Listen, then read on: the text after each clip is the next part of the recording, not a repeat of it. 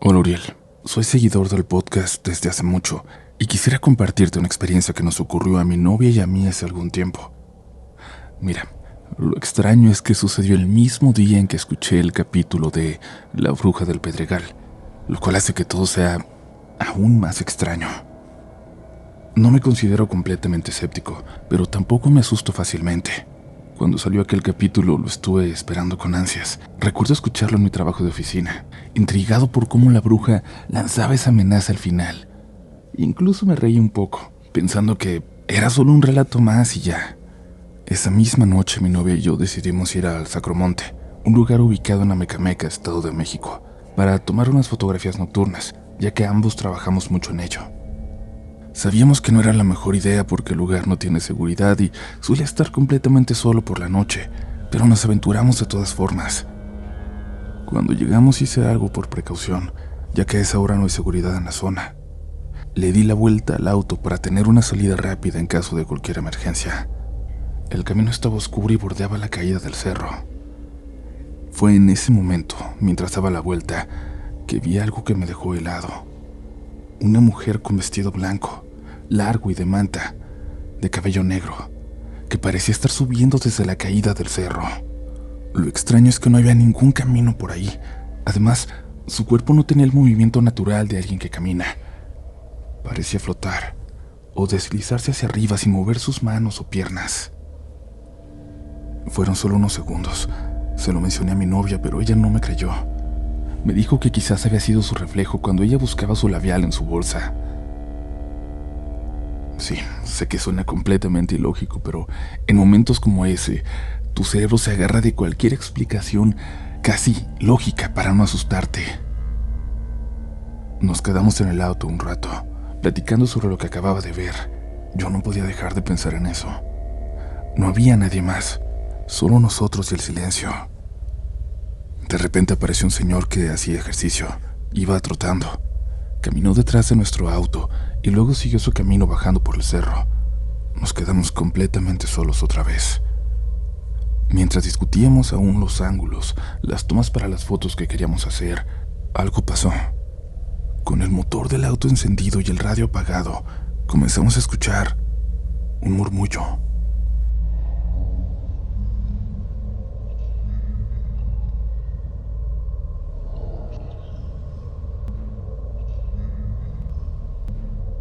Al principio era leve, pero luego se transformó en un canto.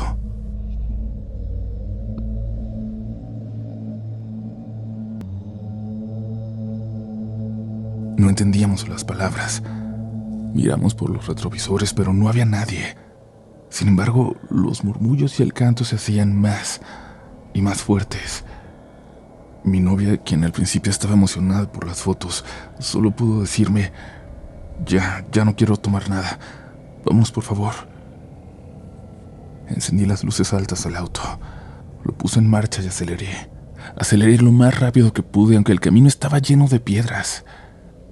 Mientras bajábamos por el cerro, ambos estábamos en silencio, tratando de asimilar lo que acababa de pasar. Quizá no sea el relato más aterrador, pero como les digo, lo inquietante es que todo ocurrió el mismo día en que escuché esa historia. La Bruja del Pedregal.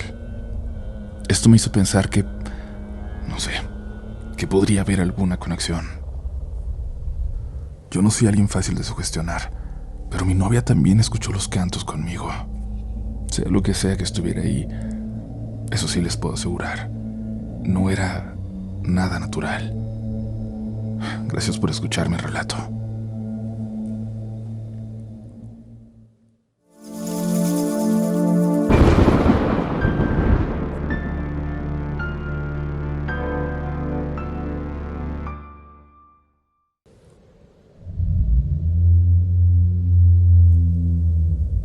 Muy buenas noches, comunidad. Gracias por acompañarnos de nueva cuenta en Relatos de la Noche, donde van a encontrar lo que andan buscando. Historias. Historias que hablan del mundo de lo paranormal y de esos extraños momentos en los que parece entrelazarse con el nuestro. Acaban de escuchar una historia más que parece tener cierta conexión, casual o no, con el infame episodio de la Bruja del Pedregal, el más aterrador del año pasado, según ustedes, y ahora pasamos a la experiencia que da título a este capítulo.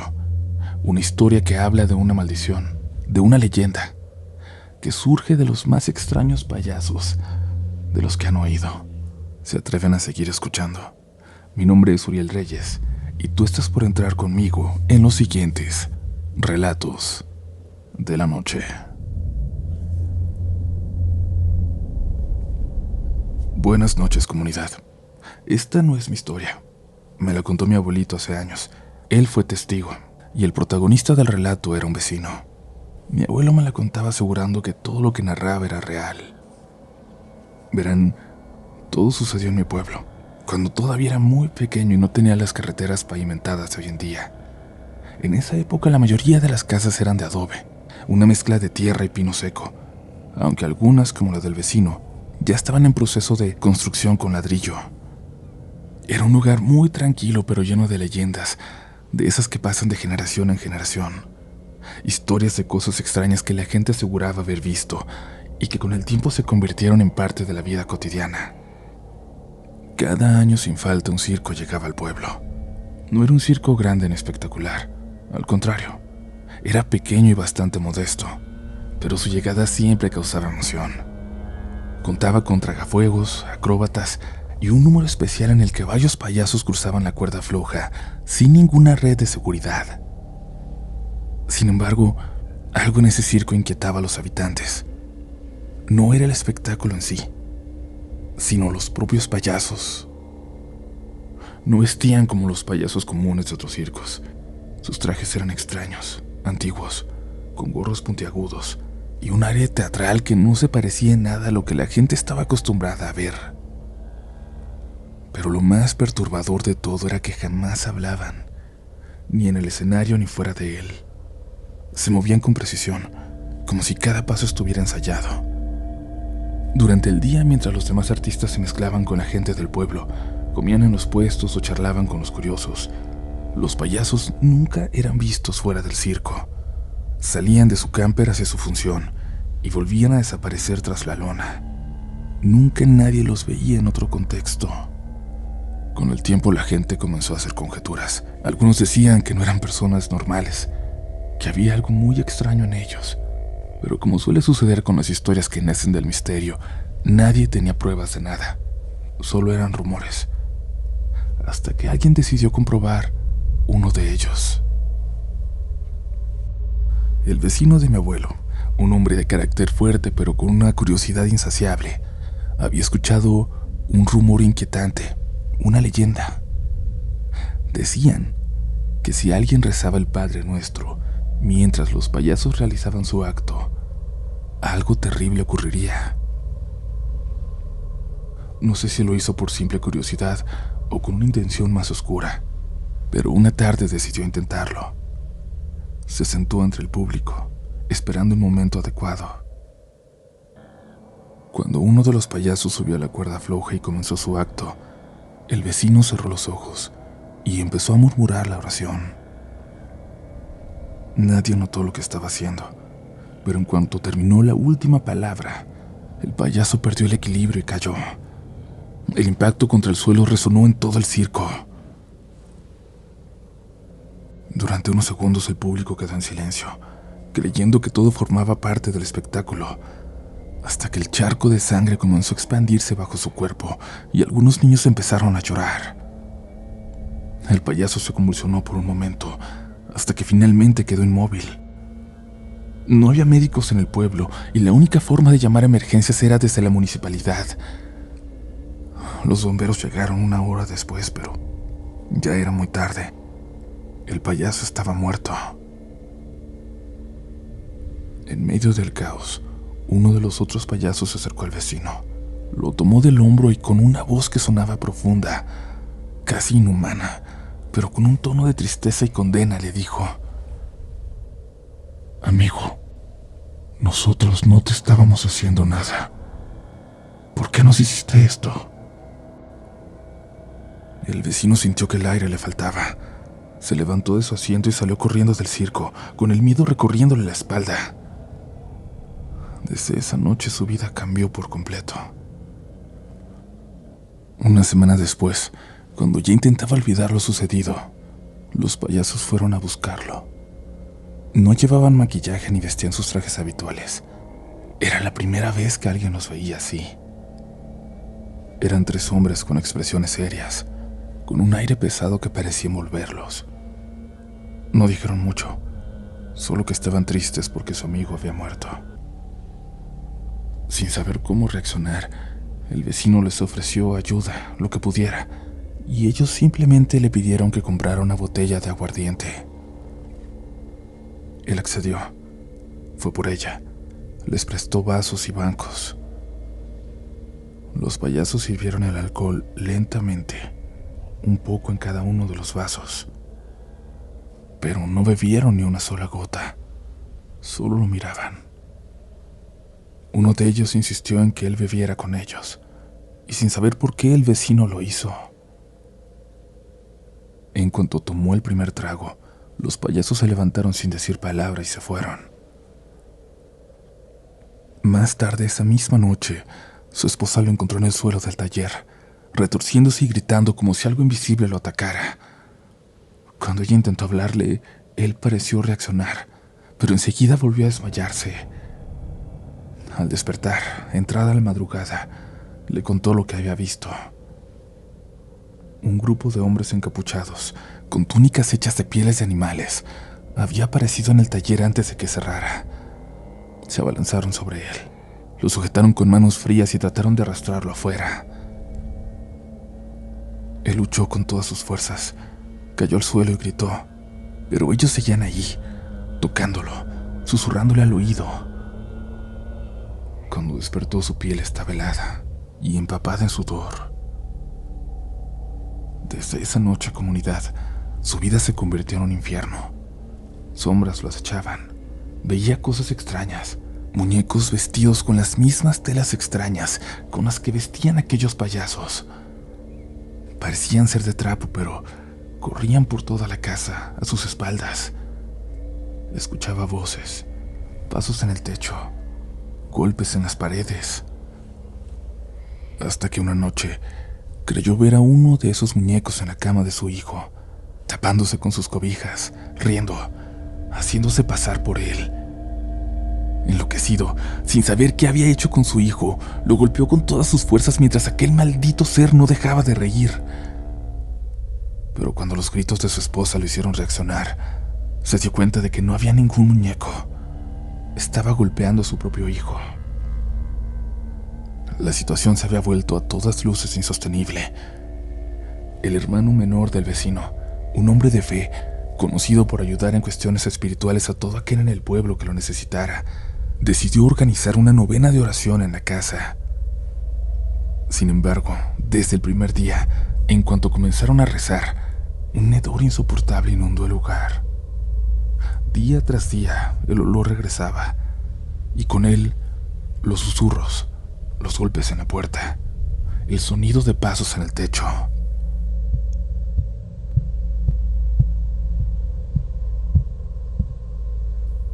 El último día de la novena fue el más aterrador.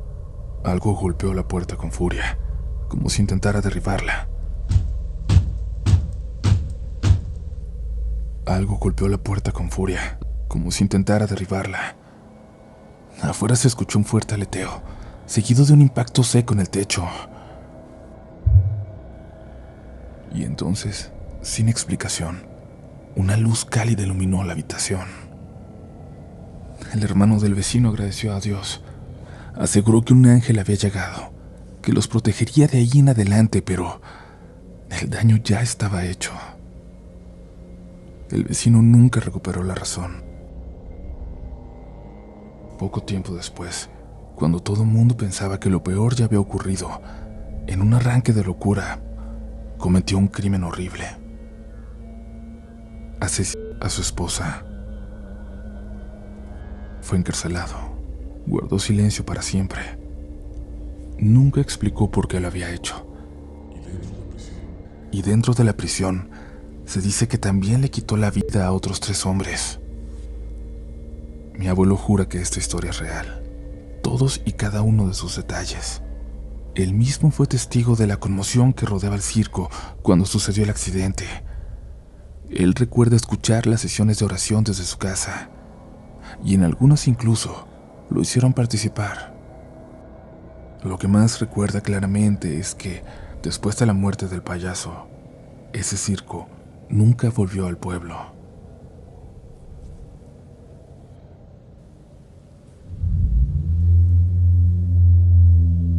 ¿Qué les pareció la anterior historia, comunidad? Recuerden que siempre son bienvenidos sus comentarios, sus opiniones y sobre todo sus teorías, porque enriquecen mucho cada episodio de Relatos de la Noche. Espero que ya sepas que la mejor forma de apoyar a que este proyecto siga andando es compartiendo este episodio con alguien que creas que lo puede disfrutar o, súper importante, con alguien que creas que tenga una historia para contarnos. También es súper importante que te suscribas si no lo has hecho, y si te sientes muy generoso, déjanos un pulgar arriba o una calificación de 5 estrellas, dependiendo de dónde nos escuches. No sabes de verdad lo que esas pequeñas acciones representan para nosotros. Gracias por hacer que este proyecto sea lo que es y siga creciendo aún después de 12 años de existencia. Pero antes de ponerme más cursi, les dejo porque aún queda una historia más esta noche. Una historia que nos va a llevar hasta Ciudad Obregón, Sonora. Una historia que viene sucediendo desde hace más de 6 años y que lamentablemente parece no parar, que parece no mejorar ni un poco.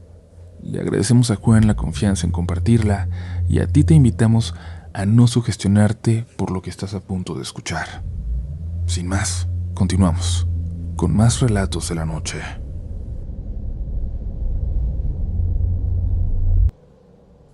Hola, comunidad, soy nuevo aquí, pero quiero compartir con ustedes algo que me está pasando. Llevo tan solo un mes escuchando Relatos de la Noche, y antes de contarles esto quiero que sepan que le pedí el consentimiento a mis hermanos y a mi mamá para poder hablar sobre esto. Cabe recalcar que tengo 19 años y que lo que estoy a punto de relatarles me viene acechando desde los 13. Mi nombre es Juan y vivo en Sonora, en una pequeña ciudad llamada Obregón, y sin más preámbulos, voy a contarles lo que no me deja descansar, ni de día ni de noche. Todo comenzó hace 6 años, hace 6 largos años. En aquel entonces, cuando mi mamá solía salir de la ciudad con mucha frecuencia, viajando a Los Cabos, a Hermosillo y a otros lugares por cuestiones de trabajo. A veces se iba por días, a veces hasta por una semana, siempre dejándonos al cuidado de su amiga Sara. Un día, cuando mamá regresó de uno de sus tantos viajes, la notamos muy extraña. Mi hermano gemelo y yo nos dimos cuenta de inmediato, aunque mi hermanita, que aún era muy pequeña, al parecer no percibió nada raro. Mamá se veía cansada, decaída, como si algo le estuviera robando su energía. Siempre había sido una mujer activa, así que nos pareció muy extraño verla así. Cuando le preguntamos por fin qué le pasaba, su respuesta nos dejó helados. Mamá nunca había creído en lo paranormal. Siempre buscaba explicaciones científicas y lógicas para todo. Así que lo que nos dijo nos sorprendió aún más. Nos contó que había ido a visitar a su novio, con quien rompió tiempo después. Nunca nos dijo a qué se dedicaba ese hombre, pero nos reveló que él tenía un santero, o más bien un padrino, como se les conoce en México. Un padrino espiritual, pues. Mamá nos contó que un día la llevó con él para hacerle una especie de limpia. Cuando llegó al lugar le pareció raro que, en vez de ver los típicos santos como la Santa Muerte, San Judas y otros, el sitio estuviera lleno de muñecas extrañas. Le dijeron que venían desde Colombia. Entre todas esas muñecas, hubo una que le llamó la atención de manera especial. Tenía un vestido blanco, una cabeza enorme y el cabello completamente negro. Pero lo más extraño era que su pelo parecía hecho de garabatos, como si una niña lo hubiera dibujado. Mamá la tocó, y el padrino le advirtió que había cometido un error. Le dijo que algo malo la atormentaría, pues ni siquiera él tenía el poder suficiente para tocar esas muñecas. En ese momento mi mamá no pensó mucho en el asunto, pero cuando nos enseñó una foto de la muñeca, nos dio escalofríos. Parecía sacada de una película de terror. 2 días después, mamá comenzó a comportarse aún más extraño. Se quedaba absorta mirando un rincón de su cuarto. Dejó de comer y de beber agua. Una semana después, mis hermanos y yo empezamos a notar cosas aún más perturbadoras. Siempre he tenido la costumbre de despertarme en la madrugada, y lo que escuché esas noches fue aterrador. Oía los pasos de un niño o una niña que corría por la casa. Mi hermana era muy pequeña para andar levantándose a esa hora, y además dormía en la misma cama que mi hermano y yo. Una noche, cuando sentí esos pasos entrando por primera vez en la habitación, lo único que pude hacer fue taparme de pies a cabeza, cubrir a mis hermanos también, que afortunadamente seguían dormidos. Al día siguiente le conté a mi mamá y su respuesta me dejó frío. Sí, mijo, es Mateo. Es un niño y no encuentra a su mamá. Se va a quedar aquí un tiempo. Mi mamá seguía sin comer bien, sin beber agua. En algún momento realmente pensamos que se estaba volviendo loca. Pasó otra semana de tormento, de ruidos, pisadas y en ocasiones risas en la madrugada. Hasta que de repente, no sé por qué, mi mamá reaccionó. Esto no puede estar pasando. Esto no puede más que yo, dijo, y le habló a Sara para que nos cuidara. Volvió a irse de viaje. Cuando regresó nos enseñó muchas fotos. En una de ellas, tomada en el espejo de su hotel, se podía ver claramente la muñeca o la santa que había tocado sin permiso. Lo aterrador, comunidad, es que se miraba de tamaño real, como si fuera una persona detrás de ella. Esa foto es probablemente lo más perturbador que he visto en mi vida. Mamá comenzó a hacerse muchas limpias con una persona que le recomendaron. Esa persona le dijo que un alma muy negativa, o prácticamente un demonio, quería llevarse a uno de sus hijos. Cuando nos contó eso, mi hermano y yo quedamos en shock. Teníamos solo 13 años. Días después, mi mamá salió de viaje nuevamente, pero esta vez Sara no pudo cuidarnos. Y lo que voy a contarles ahora es la razón por la que estoy compartiendo esta historia. Eran más o menos las 6:30 de la tarde. Mi hermano y mi hermana se habían quedado dormidos, viendo Malcolm en del medio, un programa muy querido aquí en México, incluso tantos años después de que terminó. Yo quise bajar el volumen de la televisión, pero de repente se fue la señal y empezó a sonar el ruido blanco de la interferencia.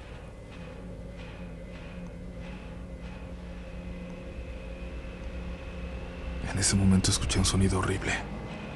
Algo estaba arañando una de las patas de la cama donde dormían mis hermanos.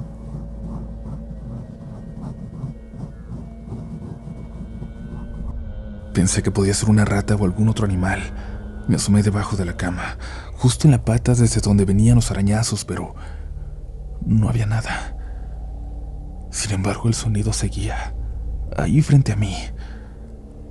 Salí corriendo de la habitación y en el momento en el que crucé la puerta, sentí una sensación indescriptible, como si algo me hubiera abandonado.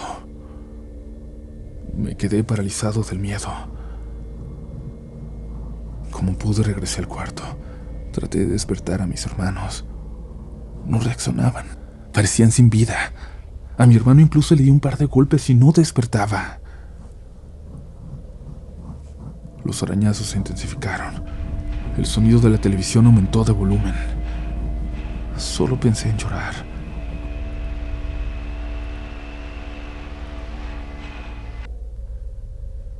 No sabía rezar, pero comencé a repetir el Padre Nuestro una y otra vez, más de 20 veces hasta que todo cesó de repente.